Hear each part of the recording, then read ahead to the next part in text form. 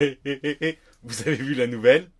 Microsoft Office 365 est banni de l'administration française. Non, sérieux? Sérieux? Salutations, ici le Profusor. On va en discuter justement.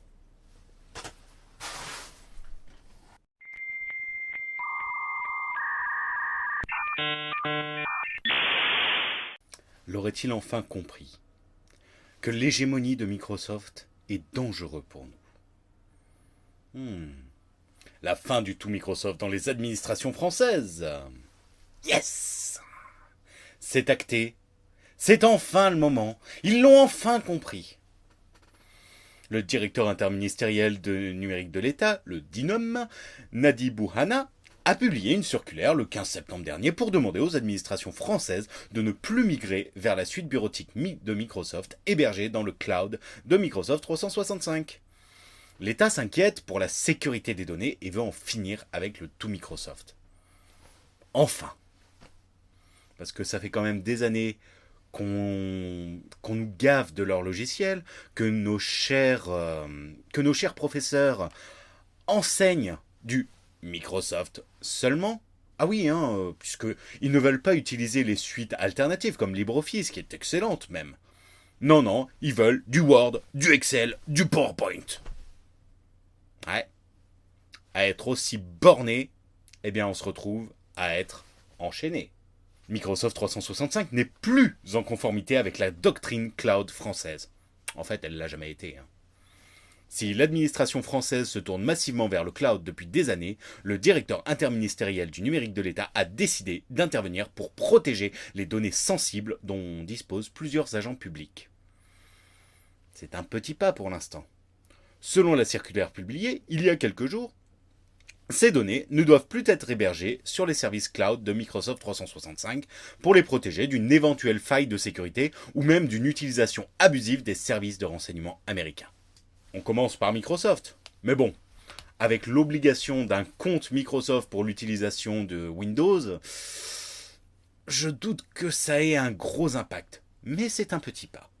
L'idée n'est surtout pas de mettre un frein au développement du cloud dans les administrations françaises. Bien au contraire, en effet, le directeur interministériel du numérique de l'État a déclaré que l'offre Microsoft 365, anciennement Office 365, n'est pas conforme avec la doctrine du cloud français.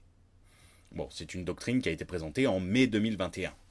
À l'époque, Amélie de Montchalin, ministre de la Transformation et de la Fonction publique, déclarait que tous les projets devront se mettre en conformité et annuler tout risque de transfert de données sous un délai de 12 mois à partir du moment où les offres cloud de confiance existeront. Concrètement, cette doctrine impose au ministère français et aux administrations de recourir uniquement à un service de cloud sécurisé contre la réglementation extra-communautaire. Il y a des alternatives qui existent, comme l'excellent OnlyOffice couplé avec Nextcloud, chose que j'utilise tous les jours, ne serait-ce que pour écrire ces vidéos. Du moins, pas celle-ci, les recherches. Les agents publics doivent désormais utiliser une solution développée par les services de l'État. Le gouvernement français s'inquiète de la mise en place du Cloud Act aux États-Unis. Psst, c'est le Patriot Act, mais version actualisée.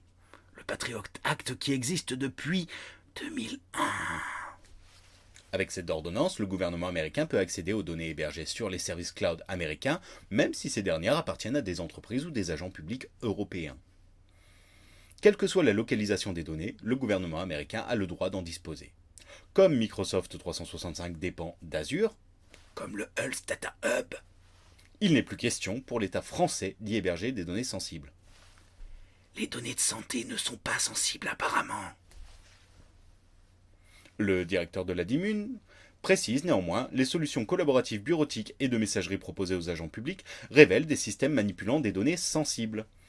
Il est notamment question sur les données personnelles des citoyens français ou des données économiques relatives aux entreprises françaises. Évidemment, l'idée n'est pas de mettre en mal les projets déjà engagés. La doctrine gouvernementale précise que les projets de migration très avancés au 5 juillet 2021 pourront demander une dérogation de 12 mois à leur ministre pour les seuls services de messagerie et de drive personnel. Je vous l'ai dit, c'est déjà un petit pas. Pour remplacer Microsoft 365, le gouvernement a déjà sa petite idée. Alors que l'administration Biden s'inquiétait des mesures de protectionnisme prises par l'Europe, notamment par la France, les ministères et administrations devront désormais utiliser une solution interne développée par les services de l'État. Vous êtes sérieux? Il existe des solutions qui sont développées en Europe, Nextcloud, OnlyOffice, et vous voulez pas les utiliser? Une solution jugée plus sûre et surtout plus souveraine. Ouais. Les agents publics pourront utiliser également une offre ayant reçu le label Secnum Cloud, délivré par l'Agence nationale de la sécurité des systèmes d'information. Ce n'est pour le moment le cas que pour 3 entreprises, ODrive, 3DS Outcloud et OVH Cloud. Reste à voir comment on va migrer tout ça et surtout comment les gens vont changer leurs habitudes à ce niveau-là.